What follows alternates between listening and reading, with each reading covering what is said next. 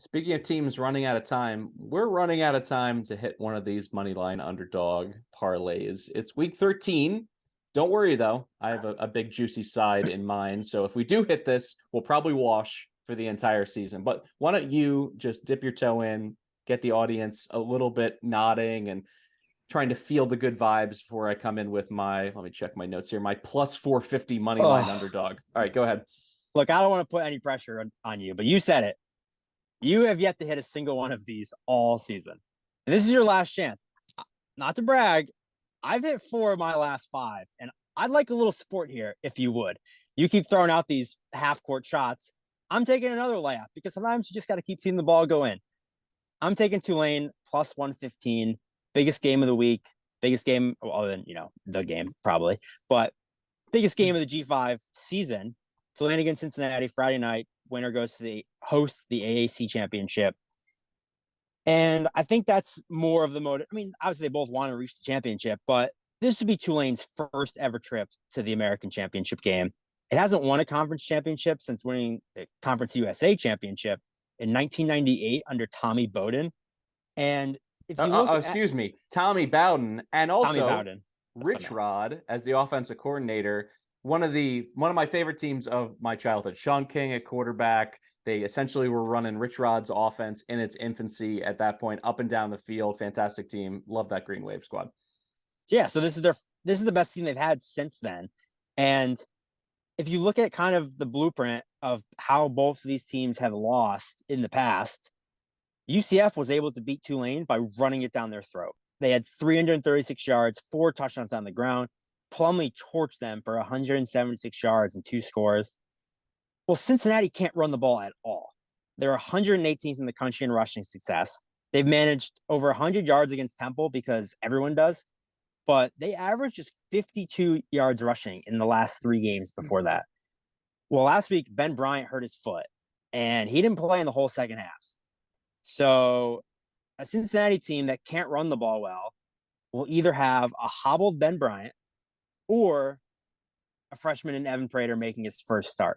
And while, yes, he's highly touted, I think there's a reason he hasn't played all season, despite Ben Bryant not looking, like a world beater.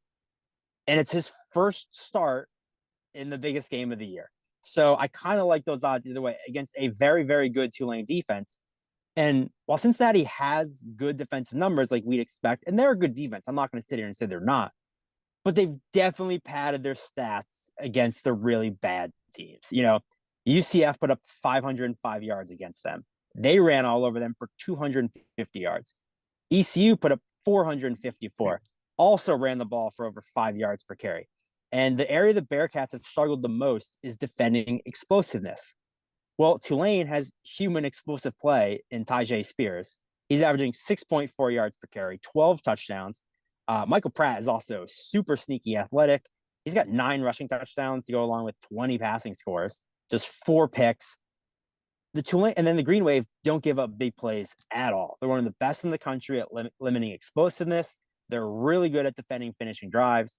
So for me, I think this is a true coin flip game. I think Tulane is better. I think on a neutral field, I would make Tulane like -1. So what's it, 2.5, 3 at Cincinnati? I still think that's a good enough price that I'll take Tulane plus 15. I think they win this game. I mean, the Green Wave coming off, 59 points last week. So they couldn't be feeling better about their offense.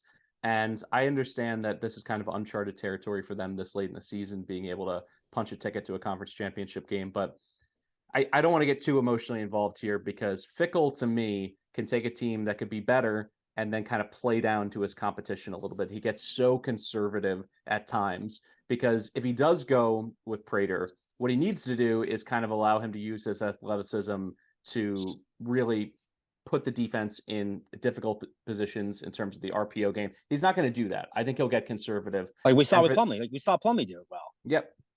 So for that reason, I like the Tulane play. I'm hopeful that this isn't just a Tulane team that beat up on everyone that they could beat. And then when they finally got those opportunities against the AAC heavyweights, they're a little bit outclassed. I hope that you're right, but I can't be too judgmental because, as I mentioned, my money line contribution this week is plus 450.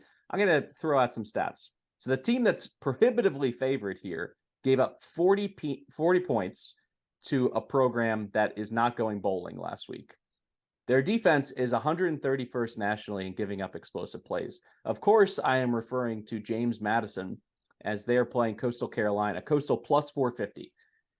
You haven't had a number this good on the Chants in years under Jamie Chadwell. I think he's a great coach. He had an extra week to prepare. I understand that they played 2 quarterbacks in their last game, but that cancellation against UVA gives them that added time to cook up a really good game plan in this spot and to keep their season, which they already have 9 wins. Let's get to 10 wins.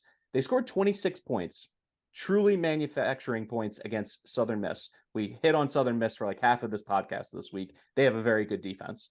I think they get it done in this spot against a James Madison team that has been up and down. They've been really good against crappy teams, and they've kind of imploded defensively against teams with a pulse. I think Coastal runs for over 200 yards in this game. I think they'll be in it for 4 quarters. Plus 450, I think, is way out of whack for what it should be. If this was under 3-1, probably would have followed your lead and gone with a short money line underdog, but I'm swinging for the fences here because I think this is absolute crazy disrespect for a Coastal team that has been the class of the Sun Belt, at least the Sun Belt East, for years now. What are your thoughts on the Chants at plus 450?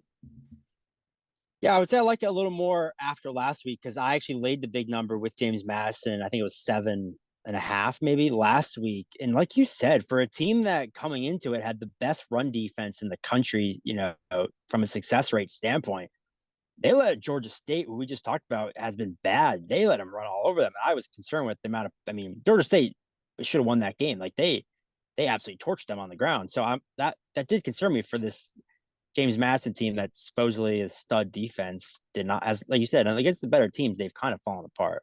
So I don't hate it.